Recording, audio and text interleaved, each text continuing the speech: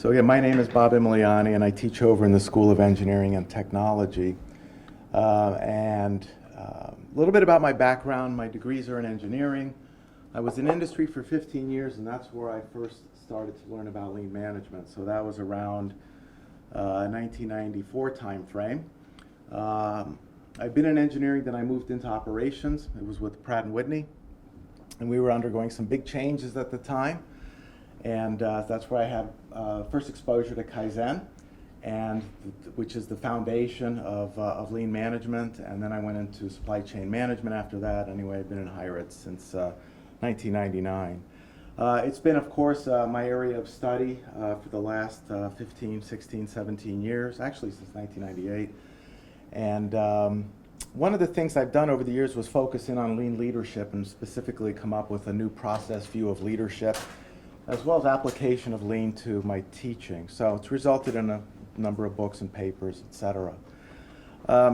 One of the things I'd like to do today is kind of give you the theme of today is teaching people how to prosper in turbulent times. A lot of teaching revolves around the conditions being normal or fair weather conditions. So if you take a sailing analogy, you're being taught how to sail a boat in fair weather. Well, that's nice. There's a lot to learn, of course, about how to do that and not get hurt. But there is also much to learn about how to sail in foul weather. And so, storms can take you by surprise, and you need to know how to deal with that. Some people react hastily, and of course, in a sailing environment, they lose their life, etc. And you have analogous types of situations that happen in the business world where storms come up fairly suddenly, and then the question is, how do people react to that? So with that as a sort of a groundwork, we'll have a look at the big picture and what is lean management, and the two very important principles, continuous improvement and respect for people, that form a foundation for lean management. So, good times. In good times, problems tend to go unrecognized. You see such fabulous growth with a company like Google and all kinds of great things happening. And of course, there are many, many problems in any kind of business, no matter what stage it's in. But when things are on the upswing like this, it tends to hide a lot of problems, and people really don't notice certain things until the storm comes up and the good times end, or the good times are moderated. And what this chart here shows you is, it's a chart of the stock market, but what I want to show you is these gray bars, which are recessions. And overall, the U.S. economy is in recession 30% of the time since about 1870. And in recent years, it's in recession between 1950 and more or less the present time, about 15% of the time. So the odds are very high that you are going to run into a storm. And the storm can be quite significant, like the one that we had, at least the economists tell us we had in the 2008, 9, 10 time frame, and it's all over by now, but maybe not. Anyway, so we're living in a 2.5 sigma economy. Basically, you have a recession 15% of the time. And so one of the things you'd observe from that is that we can't just be teaching people for the good times, because there's going to be some down times that they have to know how to deal with. This chart over here on the right shows total business inventory to sales ratio. And the chart tells us a few interesting things here.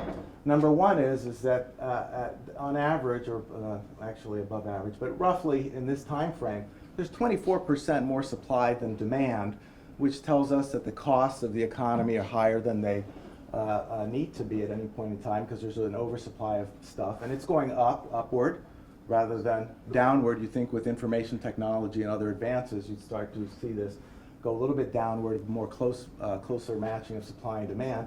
And then, of course, the recession here shows you how severe that was, when in a very short period of time the music stopped and everybody said, "Oh no, I don't want what I ordered, you keep it, and you still owe me money. Oh yeah, but you're not going to get it," and so on. So these kinds of things happen. This big storm like this. You've got other problems of inventory buildups and overall adding to the cost of doing business and whatnot. So the question then is how do you manage in this? Now let's take an example from my world of engineering. If we're designing a bridge, this is a very important activity because the bridge could fall down and people could die, as happened in Minnesota and other places. So we know from testing materials fairly well what the material strength is. And we also have to understand what the maximum design load can be given what the material strength is. So if the strength of a steel is, say, 250,000 pounds per square inch, with a safety factor of 2.5, it tells us that the design load cannot be more than 100,000 pounds. And we have a safety factor that's quite high because people's lives are at stake, but also due to uncertainty. Even though we know that steels made today, as well as made a long time ago, are highly reproducible in terms of their strength, and it's also very predictable about in terms of how cracks grow over time and how that compromises the integrity of a bridge. So these things are done in the laboratory, and there's actually a high degree of certainty around that, but nevertheless, there is still a significant safety factor applied to this. You look at something like the Lehman crash, and around that time, I have a proxy here for a safety factor, which is how much cash do you have compared to how much debt you have. And in those days, most of the cash was tied up doing other things, and as a result, when they had to pay up, they couldn't, and so they went under and helped precipitate the Great Recession. And so the question I have when I think about these kind of things is this situation more certain than engineering? No, this would be more certain of a situation than engineering. Yet we run things like this, meaning close to the edge. We are close to the edge in terms of when a big storm hits, we don't have much margin of safety. We're probably going to be in a lot of trouble, and it's probably going to end up wiping us out or causing severe harm.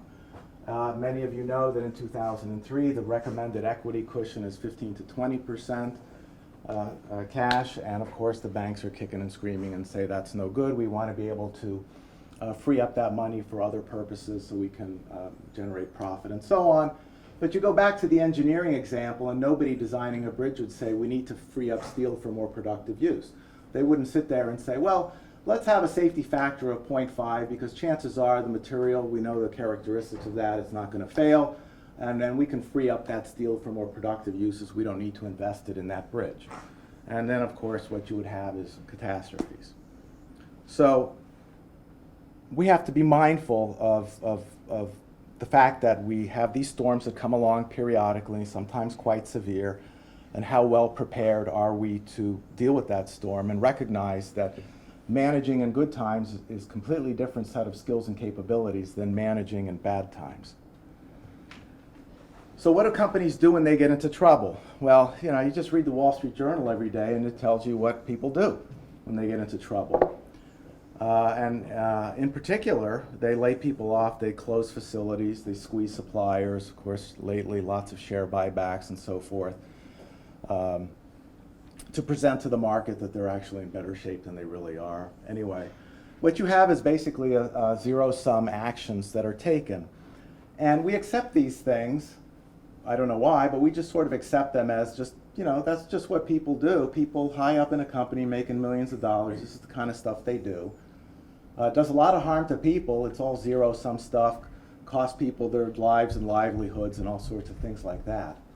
And what this to me really represents is panic. We haven't taught people what to do when times are bad. We just teach them how to manage when times are good.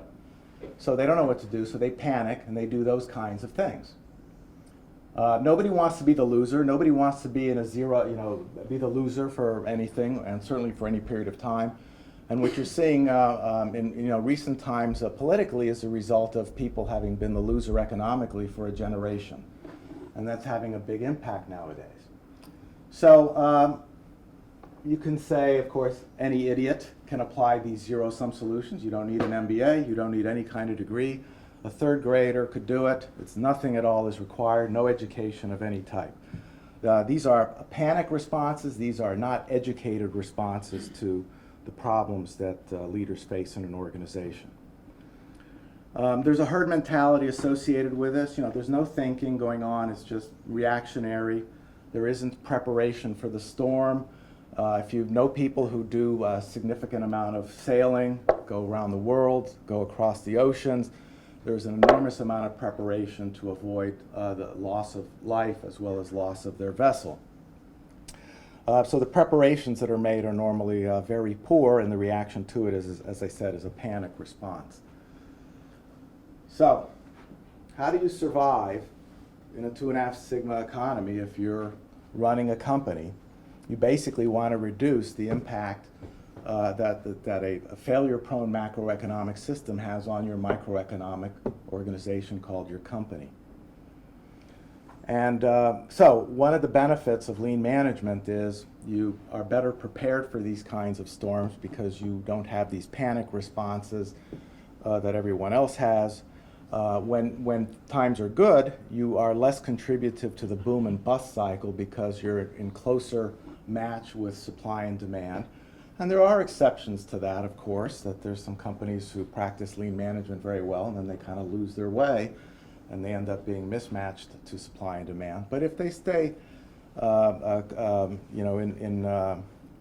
alignment with their objectives and so forth, they'll contribute less to the boom and bust cycle. They are more responsive to changes in whatever the conditions are. They're less harmed by the recession compared to their competitors, and so basically, to have these kind of benefits, they're reorienting themselves from being supply-driven to demand-driven. I think everybody knows that the traditional cost accounting system suggests that the more you produce, that's a better indicator of success. That supply is the key to success. You just keep putting supply out there in a marketplace and it'll find a buyer. And there is indeed some truth to that, but the problem is you don't get the price you want. And if you look at things like just around the corner, there's a Dollar General store, I think. It's Dollar General or Dollar Family or whatever. There's Job Lot. If you go into any of these stores, there is no shortage of stuff packed into those stores, which tells us again that we have this situation here of, business inventories are up and continue to be up, and people tend to overproduce and to flood the market with stuff in the hope that it will sell. So, how do you survive in a 2.5 sigma economy? It takes some real skill to do what's on the right-hand side here rather than do what's on the left. So the left-hand side represents just sort of the common solution to whatever problem occurs. When there is a storm, every person for themselves, run for the hills, etc. Whereas on the right-hand side, the idea here is to not make losers out of certain stakeholders, but have them participate in wins that they seek as anyone wants to achieve some sort of wins. And what I always tell people is, in these win-win situations, you might not win as much as you like, but you're not going to lose as much as you could. And so we all recognize it's not a perfect world there, and if you want, if your goal is 10 units of something and you don't get 10, you get 9. In lean world, the mindset is that we will find a way to correct that so a 10th unit comes your way at some point down the road. But for now, that's the situation as best we can do it. But you didn't lose. You didn't get 2 out of 10. You got 8 or 9 out of 10. So that's one of the benefits of this. And this concept here goes way back to the days of Frederick Taylor in scientific management. And what he was trying to do is get away from this competition between the stakeholders, the company and management and the employees and so forth, and fighting over the size of the slice of the pie, and instead enlarge the pie and make everybody better satisfied. So when it comes to teaching students, my view is you want them to be proactive to problems, to be able to understand the environment that they're in, like you're in a sailboat. You want to be able to, look above decks and say, are you in a storm or not? It's easy to do in a sailboat, but when you look around the business environment, it's a little harder to discern that. But you want to be able to teach people how to be proactive to problems rather than reactive. And another way of looking at this is this panic of lay people off, close plants, squeeze suppliers. To me, this is just an amateurish level of management capability. Again, we all accept it, but that doesn't make it any. It doesn't make it. I don't want to say this. It's amateurish. The fact that we accept it doesn't undo that fact. Instead, you want a professional response, and so think to somebody playing a musical instrument. That you're going to go to a concert and pay money for. You don't go to a concert and say, well, if they mess up 3 or 4 songs out of a set of 15 or 20, I won't be upset. You're expecting a professional level of performance, not an amateurish level of performance. And this should be the expectation of management in general, whether they're a supervisor all the way up to CEOs and boards of directors and the like. So what do we want our graduates to know, whether they're MBA or masters in our program, technology management?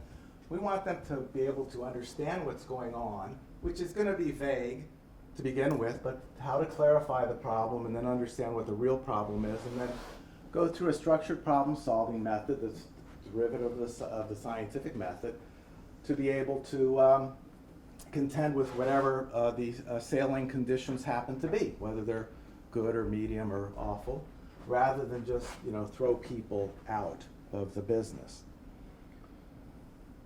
One of the things that people always say is we have labor problems. Labor costs too much, so we've got to send the work far away where labor is cheap and so forth.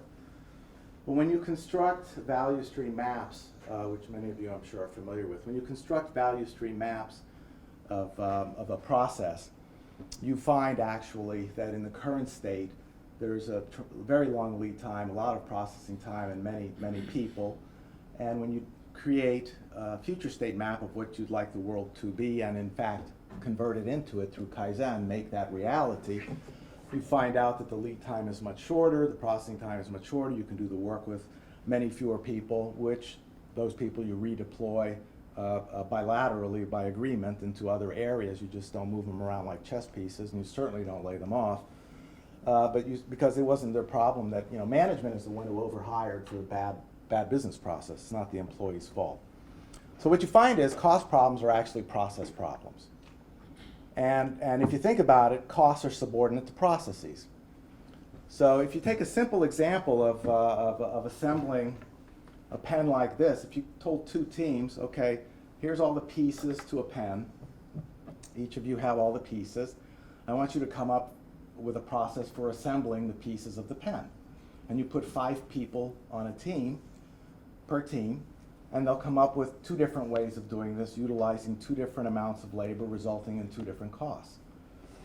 So it isn't solely the fact that you have 5 people on teams that make up the labor costs, it's how that labor is utilized in the process for assembling the pen. And what you'll find is some teams will say, well, I don't need 5 people to assemble this pen, we can do it with 2. Right? Another team will say, well, because we have 5 people, we're going to use all 5 people to assemble it. So you have 2 different costs associated with that. And the 5-person assembly is taking, believe it or not, longer than the 2-person assembly. So this is the kind of things that lean management makes you aware of, is that you have Rube Goldberg processes that, of course, require more resources than if you had simpler processes. Another thing is, because most businesses are organized historically based upon the existence of a seller's market, most of the business processes that are created, that are still in use today, are the result of, they were created in the early 1900s, late 1800s, early 1900s, when a seller's market existed.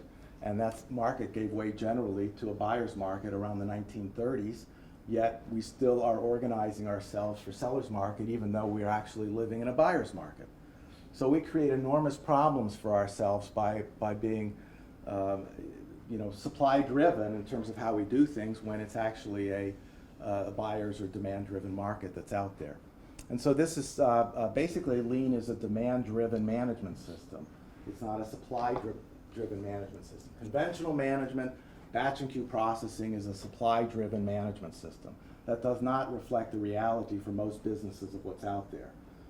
There are exceptions with patents and so forth, but generally speaking, it's the competitive marketplace out there. It's a buyer's market.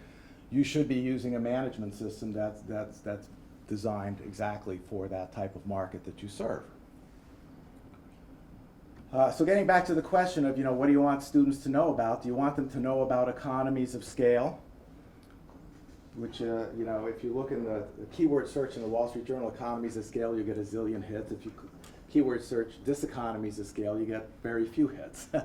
People discount the fact that there could be diseconomies associated with scale. They see it as all upside. So the top curve there is the Maxey-Silbertson curve. This comes from the automotive industry. It's basically an economies of scale curve that's saying, well, if you're going to get in the automotive business, the minimum viable quantity for annual output is about 200,000 units. Otherwise, don't bother getting involved in that business. And that makes sense if you process things, material, and information in a batch and queue fashion, because you amortize the costs over time.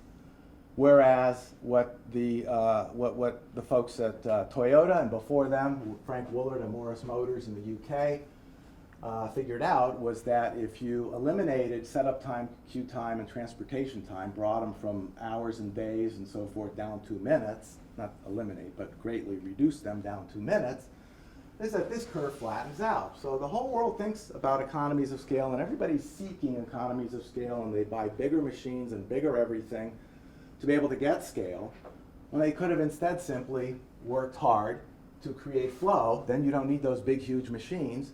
Then, of course, you can produce 1,000 units at a cost that the million production still can't match.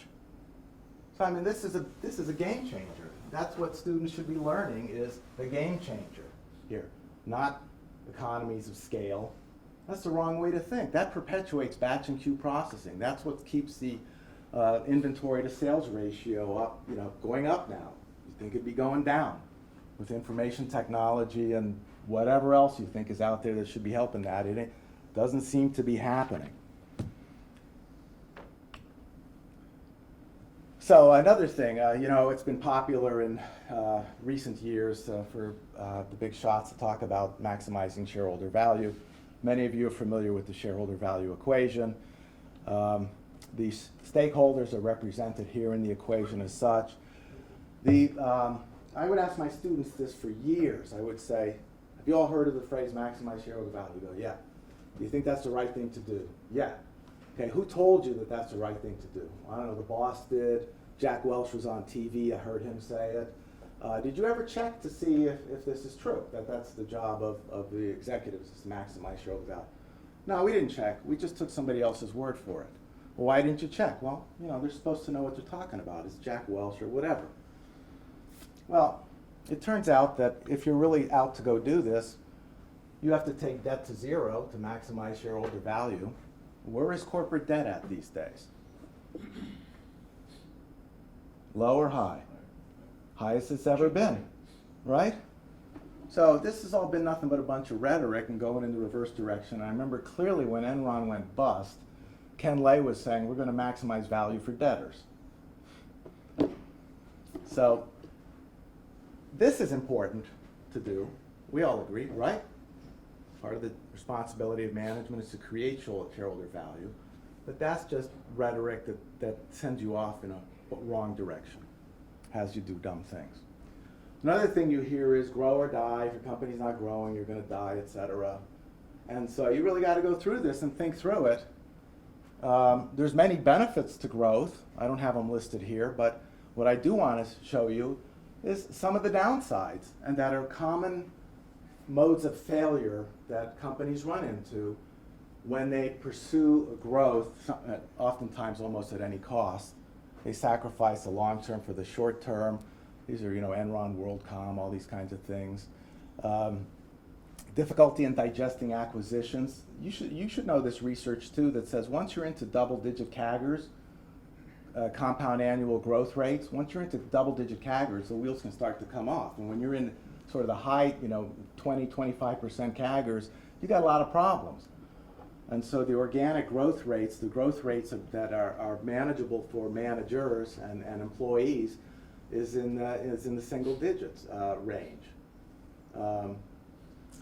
Anyway, the metrics are gained to give the appearance of growth, channel stuffing, all kinds of games that are played. You'll reduce competition, basically, to gain pricing power and essentially say, it's too hard to compete. I don't want to have to deal with that. Instead, I want to be number one or number two in my market, so I don't have to actually know how to compete. I want to be able to take it easy, sit down, relax, and do that. And so one of the things, Lean being a buyer's market management system, it says, no, you have to do the training every day, just like a runner, just like a football player, or basically you have to do the training every day in order to improve your competitive capability. And one of the main problems that comes with this growth that goes like that is you get complacent, right? You think the good times will never end. They do. The storm is going to come. And then you don't know how to deal with it, because all you know what to do is how to make decisions when things are good. You don't know how to make decisions when things are bad. So you panic, you make bad decisions. So what is lean management? Simply put, it's the application of the scientific method to management and the utilization of derivatives of the scientific method that are called Kaizen, the Shewhart cycle, something called A3 reports, 5 Whys methodology for root cause analysis, etc. And along with that goes a lot of experimentation to try new things all the time and not get stuck in ruts and routines that prevent your ability to respond and react to changing conditions. The popular version of Toyota's management system is called Lean. The popular version does not make this clear, what's shown here. The popular version of the book, for example, Lean Thinking, talks about banish waste and create wealth in your corporation and so forth. And we all know creating wealth is important, etc. Maximizing is different. Don't do that, create wealth, fine. But people, and one of the future speakers will talk a lot about wealth creation, and that's important, we agree. However, understand the original intent of what was trying to be accomplished here. This comes from Professor Mondin, who was speaking directly with the so-called father of Toyota's production system, where you should understand the word production meaning management, Taiichi Ohno. And cost reduction is the system's most important goal. In this context, cost reduction isn't laying people off, okay? It's not zero sum, it's grow the pie. It must achieve 3 other sub-goals in order to achieve its primary objective. Quantity control, so you don't overproduce, because Ohno's working with a buyer's market. Way back when, with Frederick Taylor in scientific management, he was working with a seller's market, different conditions. Quality assurance, so you supply only good units to the subsequent process. And respect for humanity, to utilize human resources, get them involved in ideas and innovation for improving their work through Kaizen. These 3 goals cannot exist independently or be achieved independently without influencing the other. So when people have adopted Lean for cost-cutting reasons, which is very popular lately, we're doing this to reduce costs and create wealth, they don't understand what they're doing. And they think, well, we just lay a bunch of people off and we've reduced costs and we've created wealth. Well, that's wrong. That's not the idea here of what's going on. So anyway, it's important to understand what this really is and not some transformation of it through interpretation by people who don't really understand it. So this is a, yes, sir? Well, what if they can't grow their top line in the near term? Are they prevented from approaching lean or using lean management principles? If you cannot grow your top line, are you prevented? No, in fact, if you cannot grow your top line, that suggests you have a new product development problem. Okay. Or you may have a limitation in your market. Does that mean you should not pursue lean because of the third of the 3 constraints that you mentioned? If you're in a competitive market, you should pursue lean. It's a better way to manage your business in a demand-driven market. Only if you can grow your market, I think you said, because otherwise you should be laying some people off. Okay, so in lean world, we'd say we don't want to do that. We instead want to grow and so sales. If you can't grow your market, they wouldn't come to that conclusion that the market can't be grown. They would say, how can we provide greater value to our customers? There's something about our customers and what they perceive as value that we don't understand. And so they're gonna go do the work to understand that, to come up with better products and services that satisfy customers' perception of value compared to the competition. So in other words, I'm not able to, another way of saying what you said was, I'm not doing a good job competing. Well, there's some cases in which you shouldn't be competing. If you're a government, you're not competing with anyone. State of Connecticut can't grow its services, or perhaps shouldn't grow its services. Maybe it should, maybe there's unmet services. And maybe it needs to violate that third principle. I mean, it just seems like if you can't touch your workforce, and you can't, I'm Well, assuming there are businesses that can't grow. Well, there's a reason why it is averse to layoffs is because the type of knowledge and capabilities that people develop over time through Kaizen, through problem solving and so forth is very unique. And it's not the kind of thing you can just throw out and rehire, like in a typical batch and queue oriented business. So for example, when Toyota was severely mismatched between supply and demand with the Great Recession, they didn't lay anybody off, none of their full-time regular employees. So they had 4 months in which the factories were shut down. It's a long time, right? Yeah. You can calculate the labor cost, what did it cost them in terms of wages paid for no output type of work. They did other work, but no factory output type of work. It was about $1 billion. And they had, at the time, I don't know, $150 billion in the bank. They're basically saying the knowledge that people have of the way we do things is valuable, not to be cast overboard in a storm, because then we lose it forever. And then we have to retrain people how to go do that stuff. It's a very different way of thinking, and one that is much more capable of dealing with these kind of storms that come up. Just for your analogy on the state of Connecticut. Okay, so suppose we decide we're not going to lay off any employees, but we're trying to get more value, more service to the constituencies than we currently do with the existing workforce. Is it being pulled by the constituency? Do they Well, care you that have to they're going understand your push more constituency, services but let's out? say, so let's say we have the Department of Motor Vehicles, that's a good one to use, I think, it's been in the news lately. Let's say that we could reduce the wait times by 80% with half of the people. We develop over time, improving the process to do that. What do you do with the extra people?